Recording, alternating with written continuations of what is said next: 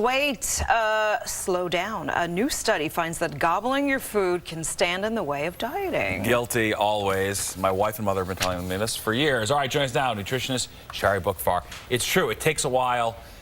Louis C.K. did a comedy skit about it. It's like, my stomach's so dumb, it takes like an hour to figure out you've eaten the whole thing, and you know. So that old adage is true. You should take your time, because it does take a little bit of time for your body to register and realize that there's a feeling of satiety there. So there's no surprises in this study. So they looked at about 60,000 people in Japan that had type 2 diabetes, and they found three things. Number one, those that ate slower, that was about 10% of that group, had a lower incidence of obesity. And they also found that those people that did not eat dinner within 2 hours of bedtime and also avoided snacking had a lower incidence of obesity. Eating late's a big New York thing.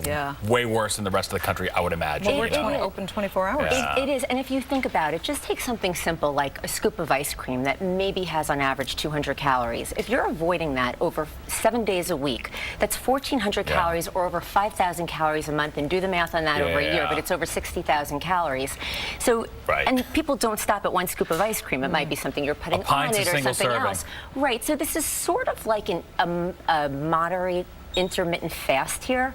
So if you're not eating from dinner time on through till breakfast, you're basically cutting your calories, having nothing to do with what you've eaten throughout the day. So obviously it's important to watch what you're eating for the day too. There's one diet that's like just eat anything within 8 hours, then don't eat anymore. Right. There are different intermittent fasting diets, but that one is really a healthy moderation part of it. So if we all eliminated our nighttime snacking and ate slower and enjoyed what we ate, it's a really it's a good life perspective too, honestly, as opposed to just rushing through everything, you know. All right, well, there are now lots of alternatives to dairy milk, not the ones we all heard about like soy and almond.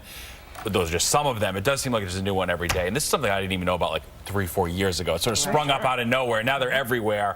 What do we need to know about this, though, because they're not all created the same? Right, and you know, it's dizzying. If you now go to the beverage aisle, the refrigeration unit, I mean, there's everything from not only the soy and almond, but coconut milk, cashew milk, macadamia milk. There's now pea protein milk.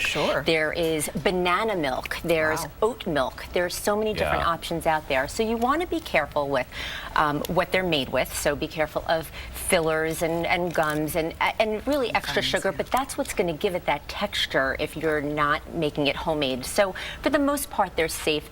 Many of them have avoided carrageenan now, which was an ingredient that was for a little while. It's not a lot of almond in something, basically. But you also want to make sure it's a milk equivalent. So things like nut milks and rice milk are not a great source of protein.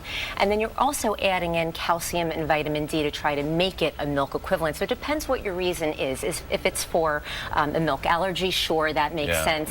If you have a nut allergy and you can go with something like a banana milk, which is not necessarily a nutritious milk per se as much as some of the other ones, it is still a nice alternative for a smoothie or something else. Or the pea protein milks are great, also a good vegetarian source. Right, and pea protein has a little bit of protein in it. Yes, absolutely. Well, pea protein we're finding in a lot of foods now, which is a wonderful option. Shari Bookfar. All right, thank you so much. Thank you very much. All right, Nick.